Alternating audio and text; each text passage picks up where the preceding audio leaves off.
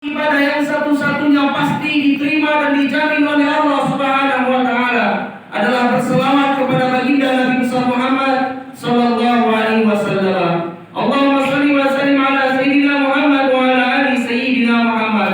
Maka perbanyaklah baca salawat. Membaca salawat walaupun dalam keadaan riya, pahalanya tetap dicatat oleh Allah Subhanahu wa taala. Hadirin jamaah Jumat yang dirahmati oleh Allah Subhanahu wa taala. Mari sama-sama kita tingkatkan keimanan dan ketakwaan kita kepada Allah Subhanahu wa taala. Dikarenakan yang akan dihadapkan kepada Allah Subhanahu wa taala adalah keimanan dan ketakwaan kita kepada Allah Subhanahu wa taala. Banyak sudah khatib yang menyatakan, mari kita tingkatkan keimanan dan ketakwaan kepada Allah Subhanahu wa taala. Tapi apa yang terjadi? Iman kita seperti itu-itu saja. Amal ibadah kita seperti itu-itu saja. Tahun sudah berganti, namun amal ibadah kita tidak meningkat. Ketaatan kita kepada Allah tidak meningkat. Apa yang akan terjadi kepada diri kita?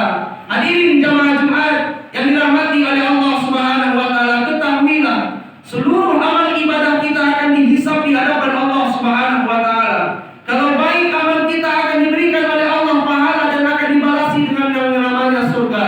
Tetapi begitu pula sebaliknya, kalau seandainya kita menanam keburukan di atas muka bumi ini, ketika nanti kita wafat, akan dibalasi oleh Allah yang berupa neraka, akan diberikan dosa kepada kita.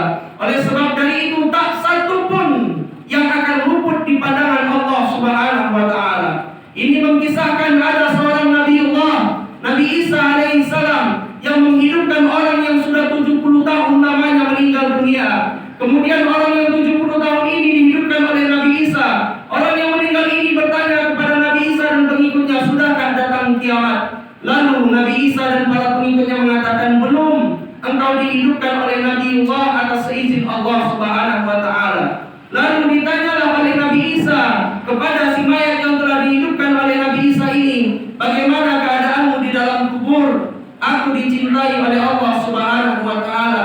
Amal ibadahku diterima oleh Allah Subhanahu wa taala.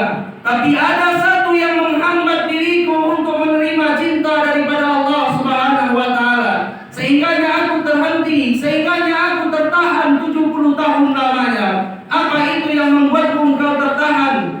Aku adalah seorang tukang kayu. Semasa hidupku aku mencari kayu ke dalam hutan. Kemudian ada orang yang berpesan kayu kepadaku, dibayar terlebih dahulu. Setelah dibayar, baru orang ini berpesan, antarkan kayu bakar ke rumahku.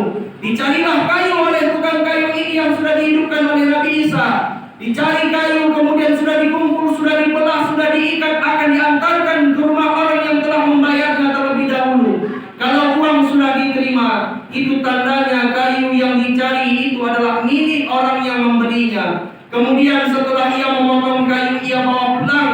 Sebelum ia mengantarkan kayu yang sudah dipotong-potong dan diikat, tak lupa ia makan terlebih dahulu. Ia makan seekor daging. Kemudian setelah itu apa yang terjadi?